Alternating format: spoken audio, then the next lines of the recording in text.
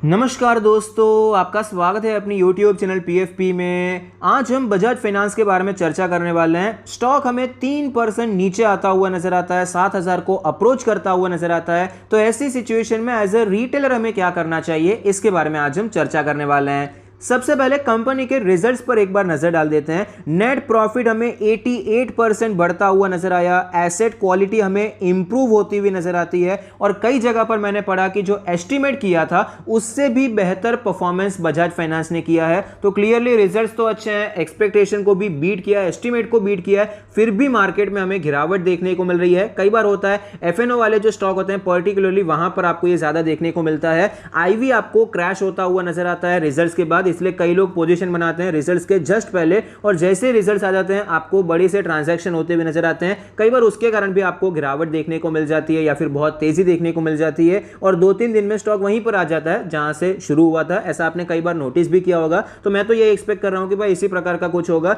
बाकी रिजल्ट्स कोई ऐसे खराब नहीं आए कि स्टॉक में आपको 3-4% की गिरावट देखने को मिले। तो खरीदारी करनी चाहिए नहीं करनी चाहिए ये हम आगे डिस्कस करेंगे। फिलहाल फाइनेंशियल ट्रेंड पे नजर डाल देते हैं। फाइनेंशियल ट्रेंड बहुत हेल्दी है। रेवेन्यू प्रॉफिट कंटिन्यूअसली ऊपर जा रहा है। 2022 में ऑल टाइम हाई रेवेन्यू और प्रॉफिट रिपोर्ट किया है, जो कि क्लियरली बहुत अच्छी बात है। शेयर होल्डिंग पैटर्न के बारे में बात करें, टोटल प्रमोटर होल्डिंग 55.86% है, जिसमें से कुछ भी प्लेज नहीं है। Mutual fund 8.5%, other DII 3.5%, FII 20%, retail and other category 12%। Shareholding pattern अच्छा है, प्रमोटर के पास अच्छी इक्विटी है, इंस्टीट्यूशंस का इंटरेस्ट भी बहुत अच्छा है। लेकिन रीसेंट ट्रेंड के बारे में बात करें तो यहां पर थोड़े बहुत नेगेटिव आपको ज्यादा नजर आएंगे। देखिए सबसे पहले पॉजिटिव देखें तो अदर डीआईआई म्यूचुअल फंड तो अपना स्टेक बढ़ा रहे हैं, ये अच्छी बात है। लेकिन प्रमोटर होल्डिंग थोड़ी थोड़ी करके आपको कम होती हुई नजर आई है। बहुत कम नहीं हुई है, 1% भी कम नहीं हुई है, लेकिन कम होती हुई नजर आई है। ये स्लाइटली नेगेटिव हो जाता है। एफआईआई अपना स्टॉक यहां पर माल बेच रहे हैं।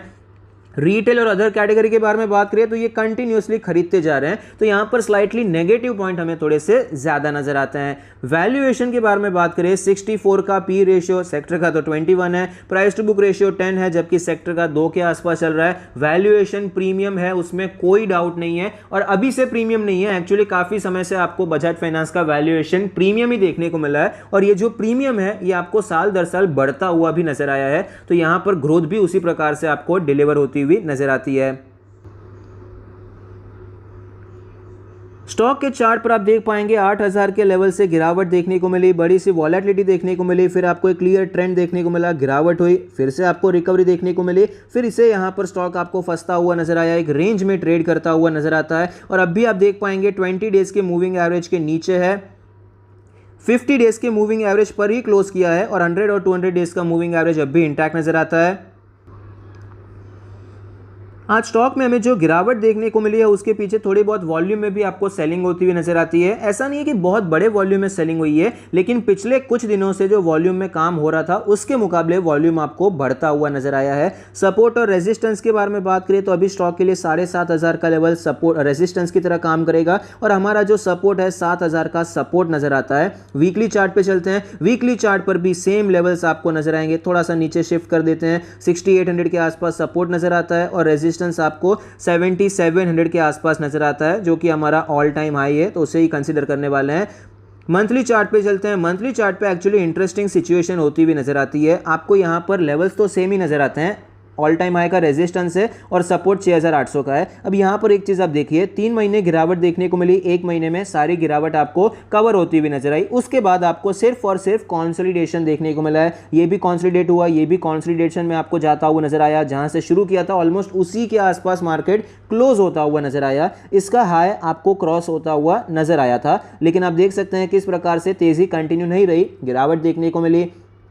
ये मंथ भी आप देख सकते हैं फिलहाल तो ये लोअर साइड पे ट्रेड करता हुआ नजर आता है। तो बहुत ही ज्यादा क्रूशियल लेवल पे बजाज फाइनेंस ट्रेड कर रहा है। अगर ये लेवल टूट जाता है तो आपको यहां पर अच्छी खासी गिरावट भी देखने को मिल सकती है। स्टॉक वापस आपको 6,500 से 6,000 की रेंज में, इस रेंज में आपको ट्रेड करता हुआ नजर आ सकता है। तो ये लेवल काफी ज्यादा इंपॉर्टेंट रहने वाला है। तो फिलहाल हमें करना क्या चाहिए, देखिए अभी तक स्टॉक में वीकनेस नहीं हुई है, अभी तक तो स्टॉक स्ट्रांग ही नजर आता है। जब तक इस रेंज में है तब तक हम ये नहीं कह सकते कि स्टॉक में बहुत गिरावट गिरावट हो जाएगी, क्योंकि प्रीवियस ट्रेंड मजबूत चल रहा था, मजबूती में अभी फिलहाल ये कंसोलिडेशन हो रहा है। अभी भी प्रोबेबिलिटी यही ज्यादा रहती है, जो प्रीवियस ट्रेंड रहता है वही कंटिन्यू रहने के चांसेस ज्यादा होते हैं। ऐसा नहीं है कि गिर नहीं सकता, एशियन पेंट में भी हमने डिस्कस किया, लेकिन वो हमें नीचे आता हुआ नजर आया, लेकिन प्रोबेबिलिटी की बात है। तो फिलहाल यहां पर प्रोबेबिलिटी अभी ऊपर के साइड की है बड़े टाइम फ्रेम को अगर हम देखते हैं, लेकिन शॉर्टर टाइम फ्रेम में फिलहाल थोड़ी सी वीकनेस नजर आती है। गिरावट हुई, ऊपर गया, रेजिस्टेंस नीचे शिफ्ट होता हुआ नजर आता है। फिलहाल भी रेजिस्टेंस नीचे शिफ्ट होता हुआ नजर आया है।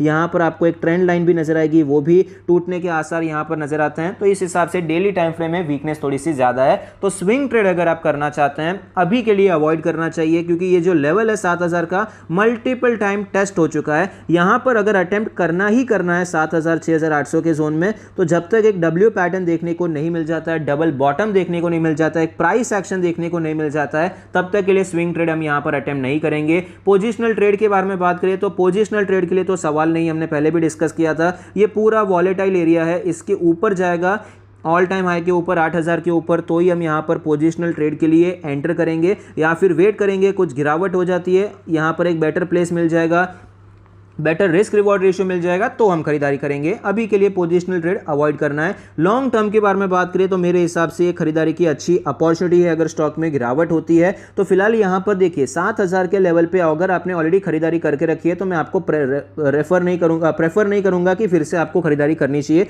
रीजन क्या है, क्योंकि 7000 का लेवल हायर साइड का लेवल है। मान लीजिए स्टॉक में अच्छी खासी गिरावट हो चुकी है, यहां पर खरीदा, फिर एक बार यहां पर फिर से खरीदा जा सकता है, यहां पर खरीदा जा सकता है, क्योंकि ओवरऑल ये नीचे का लेवल है, अपने लेवल से काफी ज्यादा नीचे आ चुका है, लेकिन फिलहाल ये हायर साइड पे ही है। तो इसीलिए अगर आपने 7000 पे पहले भी खरीदारी की है, तो अभी फिलहाल यहां पर खरीदारी करना अवॉइड कीजिए, या फिर अगर आपने पहले इनफ क्वांटिटी नहीं खरीदी जितना आप खरीदना चाहते थे, तो आप खरीद लेते हैं, तो अलग बात हो जाती है। तो लॉन्ग टर्म के लिए जिसने बिल्कुल भी नहीं खरीदा है, ये जोन में अभी खरीदारी कर सकते हैं। लेकिन अगर आपने ऑलरेडी खरीदा हुआ है तो वेट कीजिए, बाय चांस ये लेवल टूट जाता है, जिसकी प्रोबेबिलिटी तो कम है, लेकिन मार्केट में कुछ भी हो सकता है, दोनों साइड की प्रिपरेशन हमें रखनी है। बाय चांस ऐसा हो जाता है तो यहां पर 6200 तक के लेवल्स हमें देखने को मिल सकते हैं। तो यहां पर एक अच्छी अपॉर्चुनिटी हो सकती है लॉन्ग टर्म के लिए बजाज फाइनेंस में एक्यूमुलेशन करने के लिए। आई होप आपको वीडियो पसंद आता है, कुछ सीखने को मिलता है। Thank you, stay happy, happy investing.